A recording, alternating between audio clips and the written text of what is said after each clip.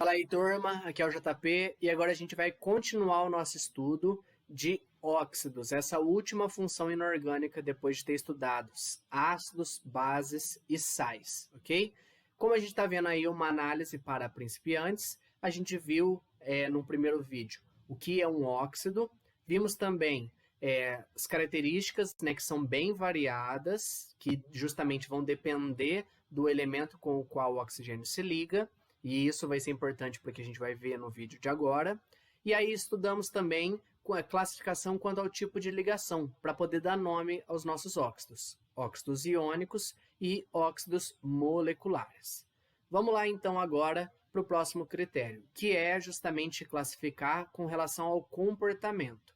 Esse comportamento do meu óxido é quando eu comparo ele, colocando ele em água, em ácidos e em bases.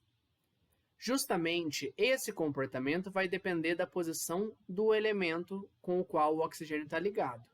Aqui eu trouxe a tabela periódica para a gente lembrar um pouquinho desse formato e comparar algumas coisas. Vamos lembrar aqui, nessa última fileira aqui, né, nessa última coluna, família dos gases nobres, que são pouco reativos. Então, eles não vão entrar aqui na nossa consideração.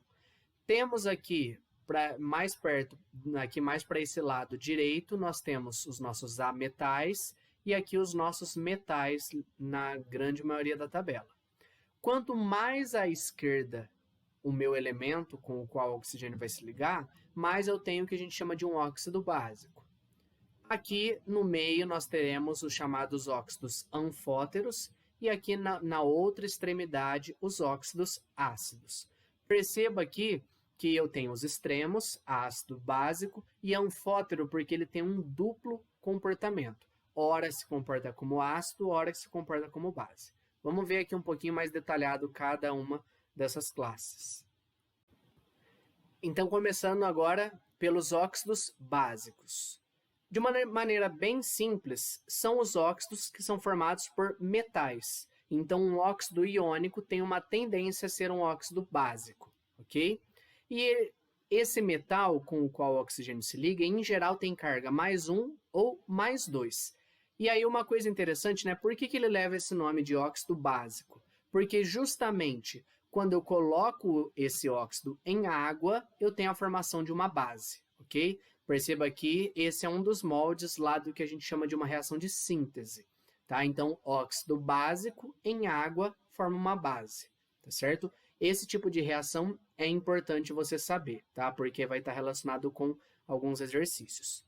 Por exemplo, aqui, ó, nós temos esse óxido que é o óxido de sódio, tá? Ele é um óxido iônico, é um óxido metálico, e quando eu coloco ele em água, o óxido de sódio vai virar hidróxido de sódio, que é uma base. Termina com OH igual a gente já estudou, tá certo? Então, temos aí um óxido básico. Outro exemplo, temos aqui óxido de cálcio. Quando eu reajo ele com água, tá certo? Eu tenho a formação do hidróxido de cálcio. Perceba aqui, ele também é um óxido metálico e eu tenho a carga aqui +2, porque o cálcio é da família 2A, tá certo? E ele tem ligação iônica, como a gente já viu. E aqui um outro exemplo. Óxido de ferro 2, quando eu coloco em água, forma o hidróxido de ferro 2. Então, é muito simples aí, com o nome de um, conseguir formar o nome do outro, tá? São exemplos. Lembrando aqui que a fórmula aqui da base, a gente precisa lembrar lá da nossa aula das bases, assim como a gente viu também a fórmula dos nossos óxidos. Beleza? Então, isso é uma maneira bem simples. Esse molde de reação funciona, tá? E é muito importante que você saiba. Seguindo, a gente tem também, de maneira similar, os óxidos ácidos, que também são chamados de anidridos, tá? Então tem um nome especial aí. Por que anidrido? Justamente porque ele vai estar relacionado aí com a perda de uma molécula de água. Vamos ver daqui a pouco na reação. Em geral, os meus óxidos ácidos são formados por ametais. São os nossos óxidos moleculares, tá? Então, assim como os óxidos iônicos são óxidos básicos, os óxidos moleculares são óxidos ácidos, tá certo?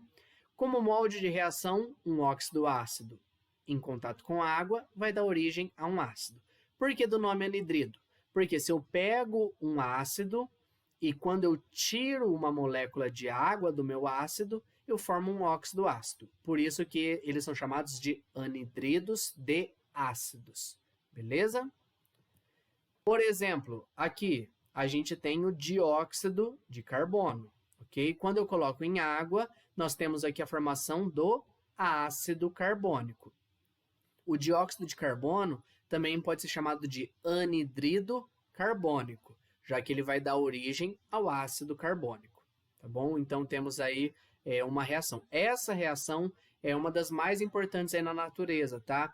A gente encontra ela, por exemplo, quando a gente está falando aí da formação da acidez natural da chuva. Existe uma quantidade de CO2 no ar, que quando reage com a água da chuva, forma esse ácido aqui, beleza? Outro exemplo, temos aqui o trióxido de enxofre. Quando a gente coloca em água, temos a formação do ácido sulfúrico. Essa reação está relacionada com a formação da chuva ácida. Perceba que isso daqui tem normalmente no ar. Esse daqui é um poluente. Normalmente ele não está presente no ar, a não ser em ambientes poluídos. E aí ele forma o ácido sulfúrico, tá? Por isso que ele também pode ser chamado de anidrido sulfúrico. E aqui um outro óxido ácido, que é o pentóxido de dinitrogênio. Quando coloca em água, ele vira o ácido nítrico. Por isso ele é chamado de anidrido nítrico, tá? Um detalhe interessante é que esses dois aqui dão origem a ácidos fortes, que são causadores da chuva ácida, tá bom? E aqui não temos problema de chuva o problema ambiental chamado chuva ácida, tá? Então, são 3 equações aí bem interessantes para a gente saber, ok? Seguindo, então, a gente já viu óxidos básicos e óxidos ácidos. Agora, o que são os óxidos anfóteros? São aqueles que apresentam duplo comportamento. E aí, em geral, é quando eu tenho um metal com um NOx, né? Eu já expliquei que esse NOx é a carga do meu metal naquele composto, né? Ou uma carga parcial de mais 3 ou mais 4.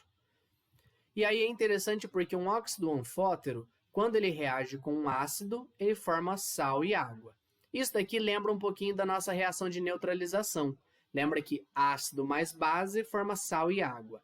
Nesse caso, o meu óxido anfótero está se comportando como se fosse uma base. Porque, ó, ácido mais base, sal mais água. E assim, a gente tem de maneira similar aqui, quando o óxido anfótero reage com a base, formando sal e água também. Só que aí, nesse caso de baixo, ele está se comportando como um ácido. Então, perceba que a mesma substância, ora se comporta como ácido, ora se comporta como base. Porque vai depender do meio em que está, se está no meio ácido ou no meio básico, ok? Temos aqui 2 exemplos que são os mais importantes dentre os óxidos anfóteros para você saber. Quais são esses 2 exemplos? Primeiro, o óxido de zinco, está aqui, tá certo? O óxido de zinco está, nesse caso, reagindo com ácido sulfúrico, formando aqui o sulfato de zinco mais água. Nesse caso, o óxido de zinco está se comportando como uma base. Mas aqui, nesse outro caso, o óxido de zinco está reagindo com o hidróxido de potássio, que é uma base. Então, nesse caso, ele está se comportando como um ácido. Aqui ele forma uma substância que é o chamado zincato de potássio, mais água. Tá? Então, perceba aqui, ó, o mesmo óxido com 2 comportamentos diferentes. Aqui ele reage com ácido, aqui ele reage com uma base. O outro óxido que é importante saber é aqui o óxido de alumínio, tá? Reagindo aqui com o ácido sulfúrico, formando sulfato de alumínio, mais 3 águas, tá? Então, equação aqui, todas elas balanceadas. Aqui ele está se comportando como uma base. Mas também aqui o óxido de alumínio reagindo com o hidróxido de potássio, formando aqui o aluminato de potássio, tá? Então, nesse caso, ele está se comportando como um ácido, tá? Então, 2 substâncias aí, dentre aquelas que a gente viu, importantes, que são anfóteras, óxido de zinco e óxido de alumínio. Beleza? Também a gente tem os óxidos neutros. Como assim? O que significa ser um óxido neutro? Significa que não vai reagir nem com água, nem com ácido e nem com base. Tá? Então, a gente viu aí várias possibilidades. Neutro não reage com nenhuma delas. Eles são compostos moleculares e, consequentemente, são gasosos. Tá? Quais são eles? Os 3 que você precisa saber. O monóxido de carbono, esse é o mais importante aí para você saber que é um óxido neutro. Então, perceba que a gente viu lá que o dióxido de carbono, o CO2, é um óxido ácido. Já aqui nós temos um óxido neutro. Aqui nós temos o óxido nítrico, também chamado de monóxido de nitrogênio. E aqui o óxido nitroso, monóxido de dinitrogênio. Tá? Então, os 3 exemplos. Cuidado! Falar que ele é neutro significa que ele não reage nem com água, nem com ácido, nem com base. Mas eles formam e eles participam de outros tipos de reação sim, tá? Então, eles podem reagir com outras coisas. Por exemplo, o CO pode reagir com a hemoglobina que tem no nosso sangue. E é por isso que acarreta aí em asfixia e pode levar à morte, tá? Então, temos aí outras reações das quais eles participam sim. Beleza? Para a gente fechar agora, a última classe, né, a gente viu todos os óxidos, vamos ver agora uma classe chamada de peróxidos. O que são os peróxidos? São as substâncias que vão apresentar esse grupo aqui, um O ligado a outro O, e tudo isso com uma carga 2-. Ou seja, é como se cada oxigênio tivesse uma carga -1, ok? Como que a gente consegue formar? Em geral, os peróxidos são formados por hidrogênio, metais alcalinos, ou seja, família 1A, ou alcalinos terrosos, 2A, tá? Então, a gente tem aí essas 3 possibilidades. Com o hidrogênio é o mais importante para você saber. E aí, como que a gente dá nome? É só falar peróxido de e o nome do elemento. Nós vamos ver aqui 3 casos, e o primeiro deles é o mais importante, H2O2, peróxido de hidrogênio. Esse H2O2 é conhecido no nosso dia como a água oxigenada. A água oxigenada nada mais é do que essa substância dissolvida em água, tá? É ela que é responsável aí pela reação para poder fazer clareamento de pelos, cabelo, enfim, tá? E temos aí também como um antibacteriano. Então, você pode colocar aí justamente em machucados, tem algumas situações que você precisa, por exemplo, fazer enxágue bucal com uma quantidade de água oxigenada para ajudar aí a matar alguns micro-organismos, tá certo? Cuidado, porque dependendo aí da concentração, quanto mais concentrada, ela pode causar queimaduras na pele, tá? Temos aí alguns problemas com isso daí, com a exposição numa quantidade muito alta disso, tá? Então, cuidado, quando a gente vai lá comprar, né, tem água oxigenada de 10, 20, 30, 40 volumes, que é com relação à concentração de H2O2, tá certo? Então, muito cuidado aí para não ter nenhum problema com isso. E aí uma coisa interessante é que ela não pode ser guardada num lugar que tenha contato com a luz, porque a luz acelera a decomposição dela, tá certo? Outro exemplo, temos aqui peróxido de sódio, tá? A gente viu aí que pode existir o H2O e o Na2O, tá? Mas aqui, lá que a gente viu são óxidos, aqui são peróxidos. E o CaO2, o peróxido de cálcio, ok? Desses daqui, como eu disse, esse é o exemplo mais importante para guardar, beleza?